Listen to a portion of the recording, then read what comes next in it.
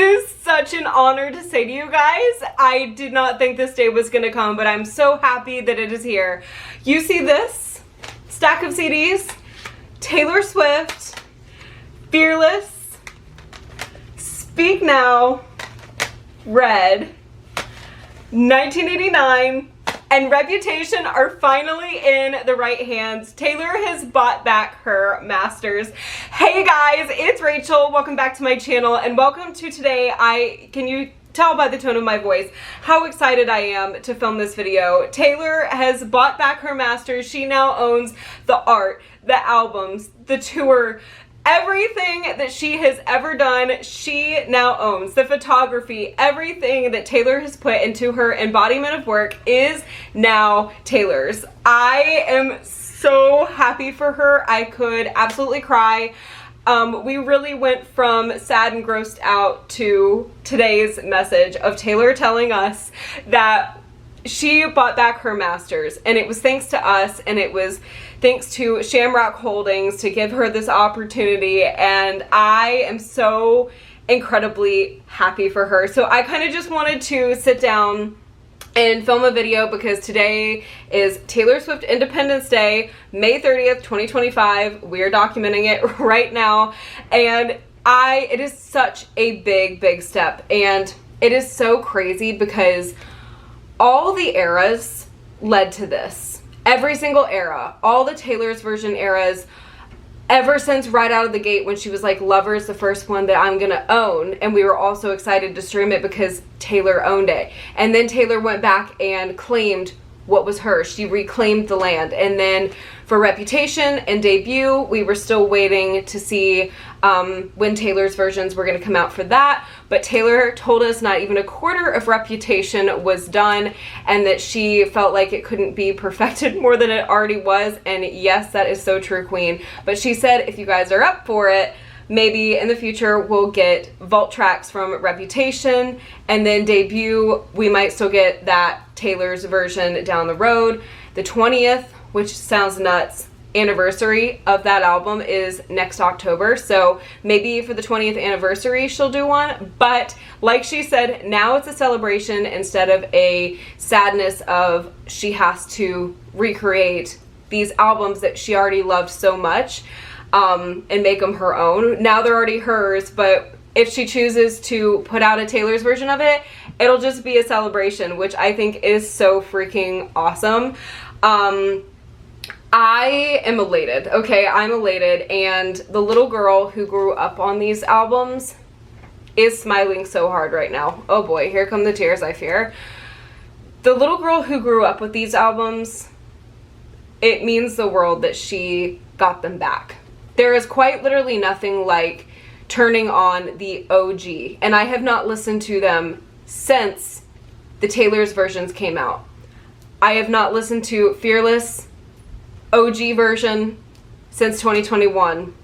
I haven't listened to Speak Now regular since 2023, and same with Red and 1989 with their releases.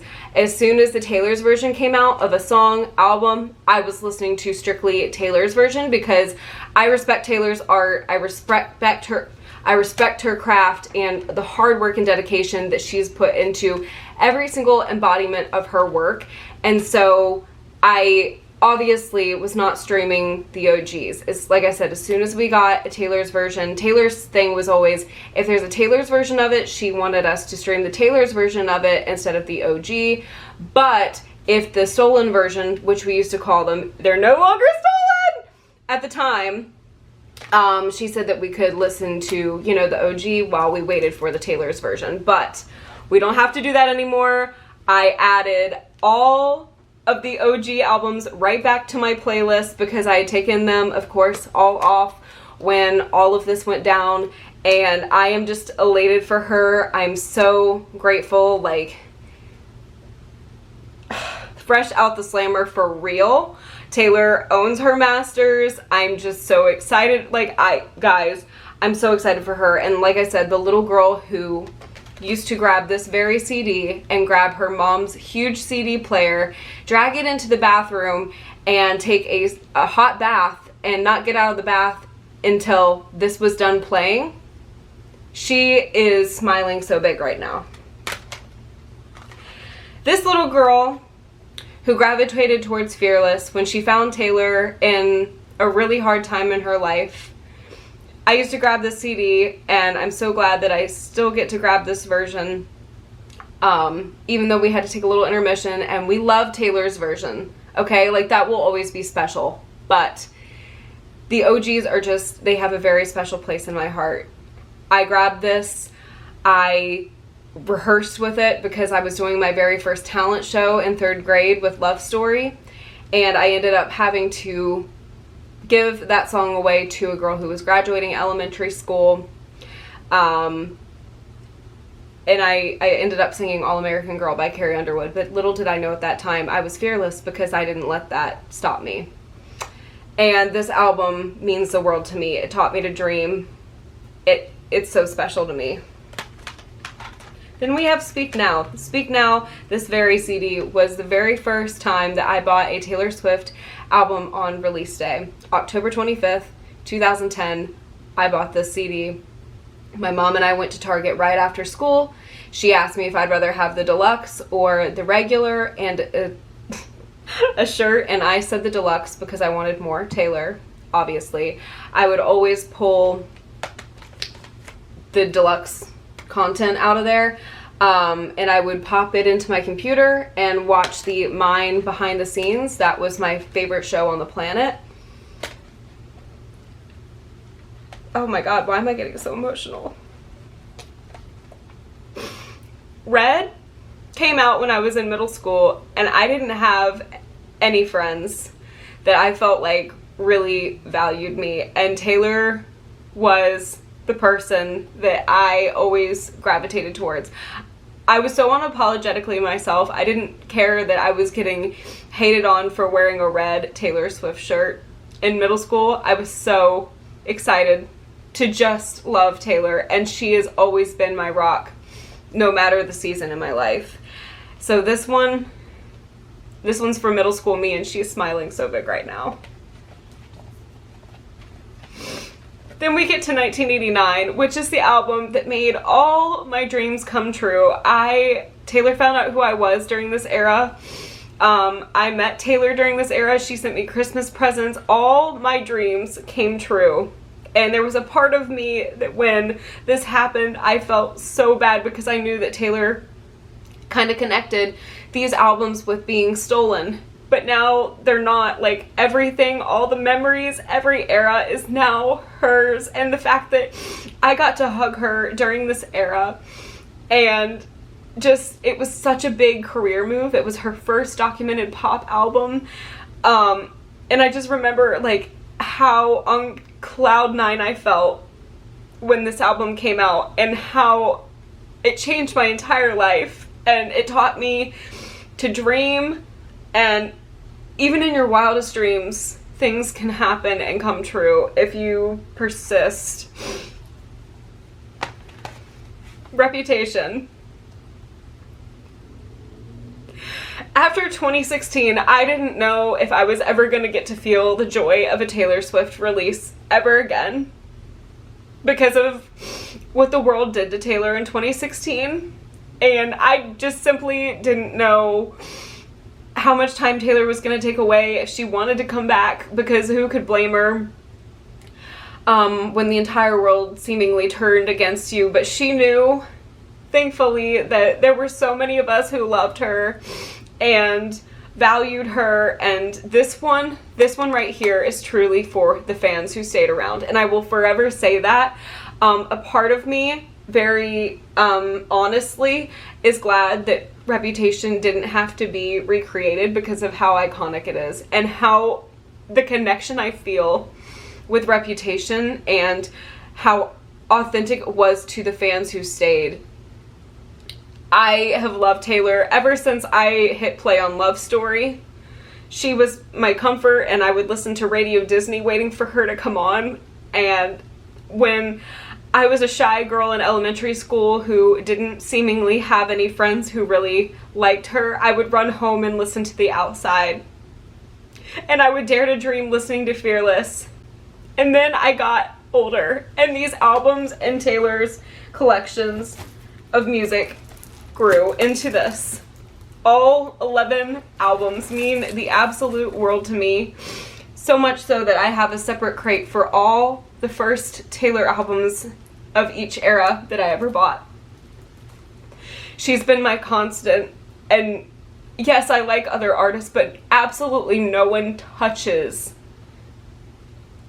my love for Taylor. She has held me in my happiest moments, in my saddest moments, moments of unsurety. I always had a friend in Taylor and her music, and that is something that I will forever be grateful for. And those 6 albums, and all of them, 7 through 11 even, but we want to highlight the ones that just came home. They mean the absolute world to the little girl in me who grew up listening to Taylor. Like, this spans from elementary school me to high school me. Like, tell me that's not so crazy. Like, I am holding the soundtrack to my entire schooling in my hands right here that just got into the right hands finally after all these years. And then from here, so this is like my schooling career, and then this is college to my adult life. Like, when I put it like that, I will forever cry over that. And like, I never want to stop making memories with Taylor. Like, today was such an important day. And the feeling of getting to add those versions back and hearing her soft little voice that she created those songs in 2008, 2010, 2006, 2012, 14, and then in 2017 was so special because those were the most authentic versions of those songs, and those were the songs that I spun all the time. And granted, I loved the Taylor's versions. Taylor did such an amazing job of making sure that they sounded as close as they could, but her vocals matured over the years, and she grew up over the years, and of course she got like a mature voice, and a part of me really just missed hearing her little country twang, or like in Fearless, like her, I don't want to call it juvenile, but her younger voice singing those songs back to me, because when she would sing those songs to me in elementary school, that voice was the one that made me feel understood. Taylor was the very first time that I ever felt understood by music. This album right here is the reason that I feel understood by music, and I will forever be thankful for the connection that I made to Taylor's music, but then spent all my time that I had spare after school researching her and watching interviews and watching her performances and understanding her craft and her creative abilities. And I just think that watching her over the years and watching her hard work and how she doesn't just create an album, she creates a whole concept, and she created this whole era, and it was always so much fun for us to run to Target, and she'd make things themed, and she would make it so intricate that, you know, it was always so much fun to watch her create her art. And I'm so thankful that they are in the right hands. That is so crazy. 2006 to now. Our most recent is the Tortured Poets Department. And I just think that this is so incredibly special and so historic and so awesome. I'm so proud of Taylor. I really am. That she never gave up on that dream of owning her masters. And it puts it into perspective that no matter how big or small your dreams are, you can achieve them with persistence, and you can achieve them with determination. And I just think that she's a great representation of a hardworking soul and a determined soul and a creative soul. I've always loved Taylor's craft. I have. She, like I said, makes things so fun. She always puts so much detail into her music videos and her photo shoots. Every little detail of an album is so well thought out. But yeah, these versions really mean the world to me. The stolen versions, if you will. And I'm so glad that I get to hold them and they're home now. Like, to say that is so crazy. Like, I have a change bracelet on today, and these things did change. Looking backwards might be the only way to move forward. Everything you lose is a step you take. Like, damn. And I'm so overwhelmingly happy. And Taylor still, she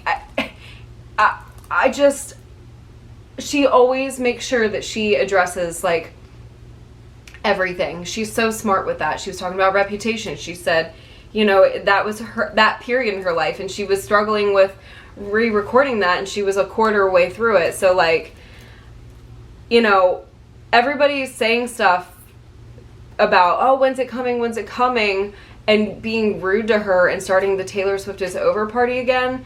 This album is not for you. Like, I'm sorry. Like, I am so very protective over Reputation because I lived it as a Taylor Swift fan. I lived seeing the Taylor Swift is Over party, and I remember how I felt as a fan. I remember how Taylor felt, and we only saw an ounce of it from what was portrayed online of how Taylor felt, but obviously she was deeply affected by it. And the Reputation Stadium tour, like, those crowds were just filled with fans who stuck around and who valued her and loved her no matter what the season in life. And when you love someone, you're supposed to love them at all seasons. On, off, touring, quiet, not saying anything, in their deepest, darkest moments. When you love someone, you know them. And I just don't know. As somebody who witnessed it, and I know you guys, I talked about it in my AMAs video, I know as somebody who physically and witnessed it in real time, that Reputation was just one for the books. Like, when she came back smarter and harder, and that was a once in a lifetime kind of era. Like, I was so ready to relive the memories, right? Like, I was so excited to, like, relive the memories and think about it again. But to think about how that album is simply, it got the era in the era it was supposed to, in 2017, 2018, when the world was against her, but the real one stayed. For the Reputation Stadium tour, we traveled around the country and saw her. We ran to Target when this came out. We stayed up till midnight when it came out. Like, it was really just a moment in time that I feel like deserves to stay in that moment in time. But yeah, to think that they're home, and to think that I feel so full of emotions as a Taylor Swift fan. Like, I really do. And I think what's really getting me is, like, I've seen it through every season. I've seen the originals come out. Then I saw her get it snatched away. I saw Lover come out, and we were like, oh my god, like, Taylor owns this. Then we got Fearless, Red, Speak Now, 1989 Taylor's version, and we got to relive those eras. And in the midst of that, Taylor released Midnights and also Tortured Poets Department, and then incorporated Tortured Poets Department on her tour. And we got Vault Track. She didn't just release Taylor's version. She made, oh hey, like, there were vault tracks, there were songs that didn't make this, and I want to show them to you. She made the project special for the fans because she knew how upset we were that they got taken from her. And man, I just, thinking about the fact that I was there when she got to release, or announce, I should say, announce one of these versions for Speak Now. Taylor's version, I was in the crowd, is so remarkable. And the fact that I got to listen to Never Grow Up, Taylor's version, when I was driving to my new apartment from my parents' house, moving out. I was driving here with all my stuff in the back, following the moving truck, weeping my eyes out, but I also had You're on Your Own Kid at the same time by my side. I've always had Taylor's music in my corner. I've always had Taylor's music in my back pocket, and the fact that we got to relive those eras was so incredibly special, but I think it's so incredibly special that they're home. And I think, like somebody else said, all these eras had to happen to make this happen. And man, that's just so beautiful to me. It's so beautiful to me how full circle today is. And today is so special. And I don't ever want to forget the feeling that I had when I looked at her letter and read her letter and just felt so much. It was like a sigh of relief. It was like the sky turned blue. The ocean was crystal clear. The temperature was just right. Like everything just felt like it factory reset, if that makes sense. There was always like that sense of, oh, but Taylor got her art taken from her, when she is so creative and so, she's just the best, you guys. And she just proves herself over and over, and everybody's just celebrating her. Like, so many people have liked her Instagram post, and it's just all over the place, and it's just like such a moment to like stand back. And I had the time of my life fighting dragons with you. Like, I remember when she got her art taken from her and she told us about it, how hard I cried in my childhood bedroom because of how much these albums mean to me. And I felt so bad thinking about listening to the albums that made me so happy all of a sudden, because they weren't in the right hands. But now that they are, and oh my God, I'm so happy that they are home in the right spot. So anyways, you guys, I kind of just wanted to make this because today is a very special video. It's a very special day, and I wanted to have this to look back on because I love, more than anything, documenting my life as a Taylor Swift fan. You guys have seen so many eras, and we have experienced the Taylor's version eras together, but we've also experienced like the original Red era together. I remember when the original Speak Now era was happening, I would pull out this old camera my dad used to have, and those videos are somewhere, but I would like film Taylor Swift music videos in my room, and I would just like listen to songs like I'd Lie. And I remember I wanted to film those because I wanted to express my love for Taylor, but then Red came out, and I said, you know what, I'm gonna make a Swiftie Instagram, and I'm gonna put myself out there. And I met my best friends in the world because of this woman right here. And then it progressed, and Taylor Swift herself found me during 1989, and then during Reputation, those of us who stuck around, we all got to experience Taylor's love together. So it was just incredibly special from the girl who's loved Taylor ever since she pressed play on Love Story. Today is such a special day. If for some reason Taylor Swift is scrolling and she sees this, Taylor, I love you, and I will never be able to say thank you enough for the art that you create, and how much of an impact you have had on my life, and how much a constant you are in my world and will forever be in my world. I literally have the heart that you drew on my Swiftmas card tattooed on my wrist forever, and it was my best decision at 2018. And listening to Love Story at age 8 and then falling absolutely head over heels in love with your music was another great decision. And I love you guys so much. Thank you guys so much for watching. I had to film this. I hope this video entertained you in some way, and I'm gonna go celebrate. I'll probably go to Rita's because I do want a nicey tonight. But I love you guys so much. Thank you guys so much for watching. I hope this video entertained you in some way, and I sincerely hope I see you, yes, you, in the next one. And go stream any Taylor Swift album you so desire. It could be a Taylor's version, or it could be an OG, and we don't have to feel bad about it because she owns it.